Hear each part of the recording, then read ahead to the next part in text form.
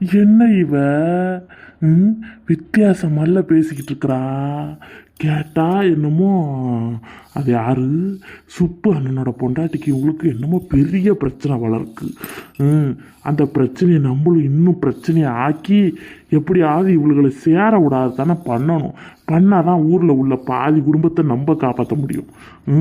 எப்போ பாரு ஊரா சுற்றிக்கிட்டு திரியிறது நல்ல வருக்கு சொல்கிறதுக்கு எடுபட்டவ. என் பேச்சை கேட்காத இன்னைக்கு தான் திருந்திருக்கிறான். என்னமோ இனிமேல் குடும்பக்காரியாக இருக்கப்பறலாம் குடும்பக்காரியா. எங்கள் அம்மா வந்ததுக்கு அப்புறம் தானே இருக்கு இவ லட்சணமெல்லாம். இவ பண்ணி வைக்கிற வேலை போய் சாமம் கழுவலாம்னாக்க போனாக்கா அதை சாப்பிட்டு தட்டில் தேய்ச்சி சோப்பு போட்டு அவ்வளோ சோப்பு வேஸ்ட்டாக போகும். ஆனால் ஒரு மூளையை சாப்பிட்ட சோறு அப்படியே இருக்கும். இவ லட்சணத்துக்கு இவ குடும்பக்காரியாக போகிறாலாம் குடும்பக்காரியா. போய் கறியை அலசி குழம்பு வைட்டின்னு எங்கள் அம்மா போன மாதம் சொன்னாப்ப கறியை போய் அலசிட்டு வந்தா பாரு. அதில் அப்படியே இருக்குது கோழி மசுறு. நம்ம இதெல்லாம் கவனிக்காமல் இருக்கிறோம். நம்ம வீட்டில் என்ன ஆம்பளைகளுக்கு தெரிய போகுதுன்ற திமிரில் தானே இவ பண்ணிக்கிட்டு தெரியுறா. இதெல்லாம் நம்ம நம்பணுமா. இவ திடீர்னு திருதுப்புன்னு நமக்காக சமைச்சு வச்சிருக்கிற நமக்காக எல்லாம் பண்றா கொன்றான்னு இவளை நம்மளை அப்படியே நம்ம பூரிச்சு போய் இவளை ஏத்துக்கணுமா.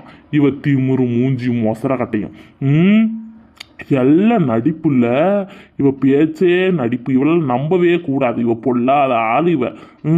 இப்போ எப்படியாவது இதெல்லாம் அந்த சுப்பு அண்ணகிட்ட சொல்லி என்ன பிரச்சனைன்னு கண்டுபிடிக்க சொல்லி அவ அவங்கள்ட்டையும் போன போட்டு யாரோட பொண்டாட்டி கூட சேரக்கூடாது, செவனோன்னு வீட்டில் குடும்பம் பண்ண சொல்லுங்கன்னு சொல்லி மிரட்டி ஏதாவது ஒரு திட்டம் போட்டால் தான் ஆம்பளையோடா சேர்ந்து திட்டம் போட்டால் தான் சரிப்பட்டு வரும், ஒத்துப்பட்டு வரும்னு நான் நினைக்கிறேன். இவ என்னமோ திருந்தின மாதிரி பேசுகிறா. திரும்ப நாளைக்கு அந்த பக்கம் போயிட்டு என்ன சொல்லி பேச மாட்டேங்கிறேன்னு கேட்டு இழுத்து பேசுனாங்கன்னா உடனே அப்படிலாம் ஒன்றும் இல்லை, எனக்கு உடம்பு சரியில்லை அப்படி இப்படின்னு இவ பயங்கரமான ஆளியான் பொண்டாட்டி. சரியான தலப்பு மாறின புத்தி. இவ்வளோலாம் நம்பவே முடியாது. மூஞ்சி மொசரையும் பாரு, மொசரை திருந்துற மொசரையும் ஆளையும் பாரு. எங்கள் அம்மா தானே தெரிய போகுது இவ லட்சணம். இவ என்ன மாதிரி பண்ணுறா எப்படி போறா வரான்னு எல்லாத்தையும் எங்கள் அம்மா படத்தை போட்டு விளக்கிறாது. ஒரு சாமம் விளக்க சொன்னால் அதுலேயே அவ்வளோ லட்சணம் இருக்குது. இவ எல்லா வேலையும் இழுத்து போட்டு செய்ய போகிறாளாம். இவ வைக்கிற குழம்பு என் பையனுக்கு வாந்தி தானே வரும். இவ செஞ்ச குழம்பு எவ தின்றது? யார் திங்கிறது? என்னை கொலை பண்ணி பார்க்க இன்னைக்கு என் அவனையும் கொலை பண்ணலான்னு இவ திட்டம் போட்டிருக்கிறா. வேற ஒன்றும் இல்லை. இது எப்படி போய் நம்ம நிம்மதியாக உட்காந்து சாப்பிட்றது? என்னமோ போ. என்ன பண்ணி தொலைகிறது? எங்கள் அம்மா இருந்தான்னா ஏன் இவகிட்டலாம் நம்ம கை நீட்டி சாப்பிட்டுக்கிட்டு என்னென்ன பேச்சு பேசினா கொஞ்ச நெஞ்ச பேச்சா பேசினா என்னைய அதெல்லாம் மறக்கவா முடியுது? ஐயோ கடவுளே கடவுளே, நான் என்ன பண்ணுவேன்? என்னமோ குழம்பு வர வச்சிருக்கிறன்றால. என்ன குழம்பு அது? வஞ்சர மீனுன்றா, வவ்வாலு மீனுன்றா. இந்த மீன்லலாம் ஃபஸ்ட்டு உப்பு இருக்குமா, புளி போட்டிருப்பாளான்னு தெரியலை. ஏதோ இப்போதான் யூடியூப்பை பார்த்து மீன் பாயாசம், பிரியாணி, வடை அப்படி இப்படின்னு எல்லாம் வித்தியாசமாக தலப்பு மாறுற மாதிரி சுட்டுக்கிட்டு செஞ்சுக்கிட்டு கிடக்குறாங்களே. நான் என்னத்தை செய்வேன்? இவன் என்ன குழம்புல புளியை அள்ளி போட்டாளா, மிளகாத்தூள் அள்ளி போட்டாளா, இல்லை சர்க்கரையை கொட்டி வச்சாலான்னு தெரியலை. இதை தின்னுபிட்டு நான் கிடக்க வேண்டியதான் 4 நாளைக்கு. என்ன பண்ண போகிறேன்னு தெரியலை. முதல்ல இந்த அண்ணனுக்கு போன போட்டு இங்கே நடக்கிற கதையெல்லாம் சொல்லுவோம். என்னன்னா உன் பொண்டாட்டிக்கும் இவளுக்கும் சண்டை போல இருக்கு, என்ன ஏதுன்னு விசாரிங்கன்னா விசாரித்து எதுவாக இருந்தாலும் நம்ம சரி பண்ணி விடுவோம். இவ்வளோ சண்டையை சாதாரணமாக விடக்கூடாதுன்னா அப்படி சண்டையை பெருசாக ஆக்கி இவ்வளோ அட்டியோடு சேராத அளவுக்கு பண்ணிவிட்டால் தான் நம்ம குடும்பம் நல்லாயிருக்கும். பாரு, என் தங்காச்சி என் வீட்டுக்கு வர்றதே கிடையாது. அதே மாதிரி உன் அக்கா தங்கச்சிகளையும் சேர்த்து வீட்டுக்குள்ளே விட மாட்டேங்குது. பார்த்தீங்களா அவங்க பொண்டாட்டி?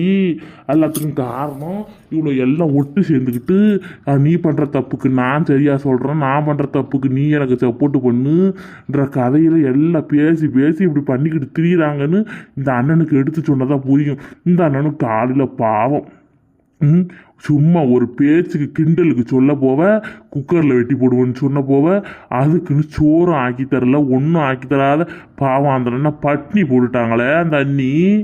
என்னத்தை நான் சொல்கிறது? எப்படியாவது அந்த அண்ணனையும் காப்பாற்றணும். அங்கே ஒரு பய கிடக்குறான் பார், இந்த சயா புருஷன். முறைக்கு தான் பங்காளி முறைன்னு பேர். எங்கிட்டாவது பார்த்தா ஊன்றானா ஆன்றானா எப்போ பாரு போதையிலே தான் திரியிறான்.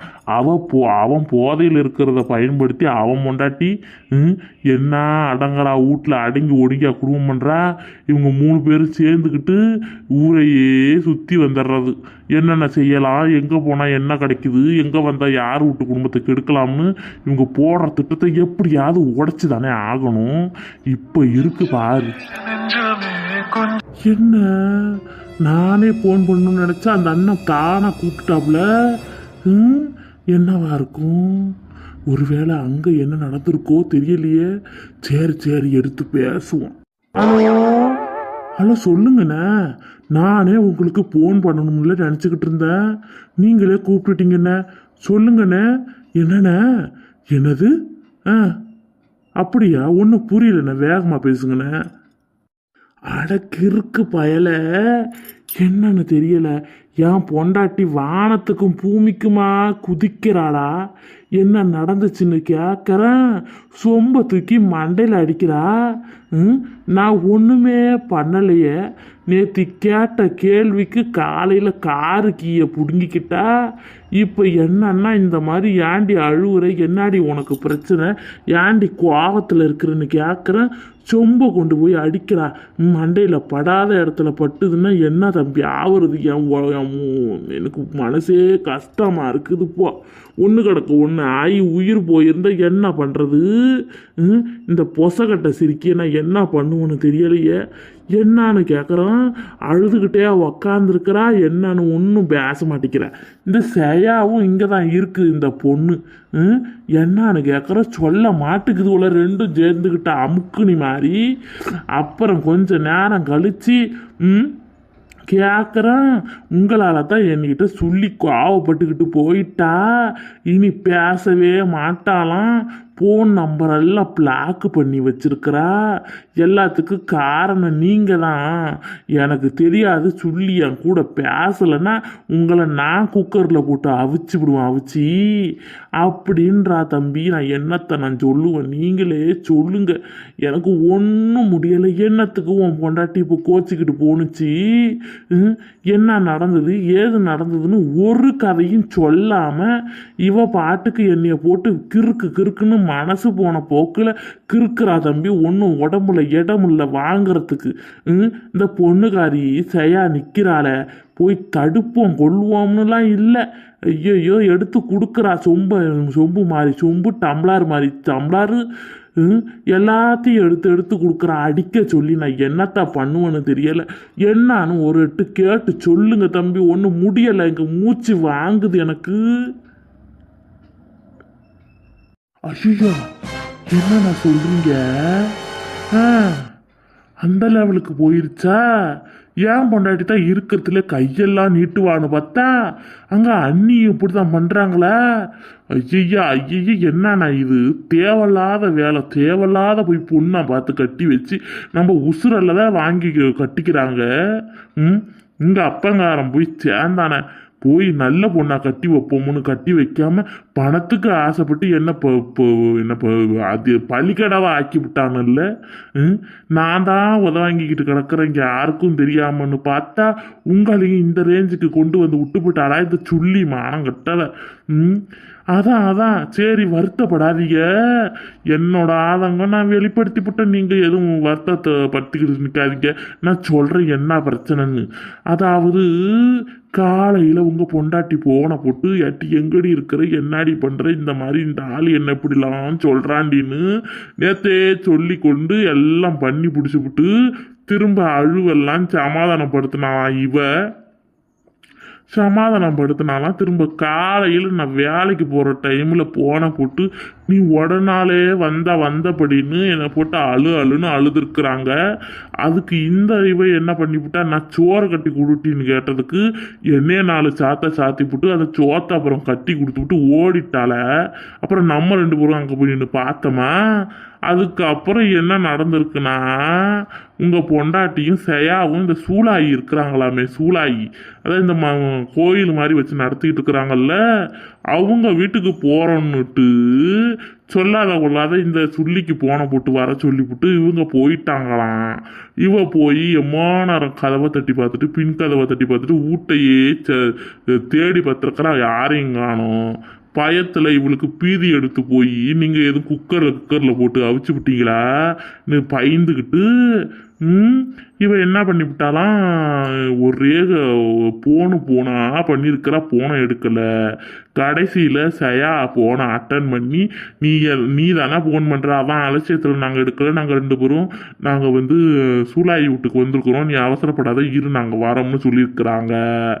அதுக்கு இவளுக்கு வந்துச்சான் கோவம். நான் பயத்தில் என்ன ஆகும் ஏதாகும், ஏதோ ஒன்று ஆகியிருந்தால் நாளைக்கு ஏமல் தானே படி போட்டிருப்பாங்க, போகிறவங்க என்னை அங்கே நில்லு நானும் வரேன்னு சொல்லி கூட்டு போகலையே எதுக்குன்னு இவங்களுக்குள்ள சண்டை. அண்ணா சண்டையில் தான் இவன் என்ன பண்ணி விட்டா, எனக்கு போனை போட்டு பீச்சுக்கு போயிருக்கிறா. பீச்சுக்கு போயிட்டு 2 கிலோ மீனை வாங்கிட்டு வந்து நல்லா சமைச்சு பொறிச்சு கிரிச்சு வச்சுக்கிட்டு, இனி நீங்கள் சொல்கிறத தாங்க நான் கேட்பேன், இனி அவங்களுக்கு எனக்கும் ஒட்டோ உறவோ கிடையாது, நான் இனி யாரையும் தேடி எங்கிட்டும் போக மாட்டேன்னு சொல்லிக்கிட்டு 10ஆவதுக்கு எங்கள் வீட்டு திண்ணையில் ஒரு மீன் கடை ஒன்று போடுறதுக்கு கடை ஆல்ட்ரேஷன் பண்ணியிருக்கிற ஆளை வச்சு நாளைக்கு அந்த பையன் வந்து மீன் கடை போட போகிறானா அப்படின்னு என்கிட்ட சொல்லிக்கிட்டு இருந்தா. அதை கேட்டுட்டு என்னடா பண்ணுறது, இந்த டைம் தான் சரியான டைம் இவங்களெல்லாம் பிரிக்கிறதுக்குன்னு உங்களுக்கு நான் கால் பண்ண பார்த்தாக்கா நீங்கள் எனக்கே கூப்பிட்டுட்டீங்களே. நான் என்னத்தை சொல்லுவேன், இதான் நடந்தது. சரி வருத்தப்படாதீங்க, நம்ம 2 பேரும் தனியாக ஒரு இடத்துல மீட் பண்ணி நம்ம இதை பற்றி பேசி டிஸ்கஷன் பண்ணாதான் நமக்கு சரிபட்டு வரும்னா, நீங்கள் எதுவும் வருத்தப்படாதீங்க இருங்க. ஐயோயோ என்னப்பா சொல்கிற தம்பி, ஐயோயோ கடவுளே, இவ இன்னைக்கே இம்மா குதிக்கிறா, நம்ம இவள்களை எப்படி பிரிக்க முடியும் நீ நினைக்கிற. இதில் வர உன் பொண்டாட்டி சபதம் போட்டிருக்கிறா போட்டிருக்கு, இனி நான் பேசவே மாட்டேன்னு. என் வீட்டில் இருக்கிறது 3 சொம்போ 4 சொம்போ, இவ இனி எத்தனை சொம்போ உடச்சி தள்ள போகிறான்னு தெரியலையே, என் மண்டை என்ன ஆக போகுதுன்னு தெரியலையே. சாமி என்னால் அடி பொறுக்க முடியாதுப்பா, சீக்கிரம் வா. பஸ் ஸ்டாண்டுக்கிட்ட அந்த மரத்தடியில் உட்காந்து யாருக்கும் தெரியாத நம்ம பேசி இதுக்கு ஒரு முடிவு எடுத்தாதான் தம்பி எனக்கு விளங்குது. வலி தாங்க முடியல.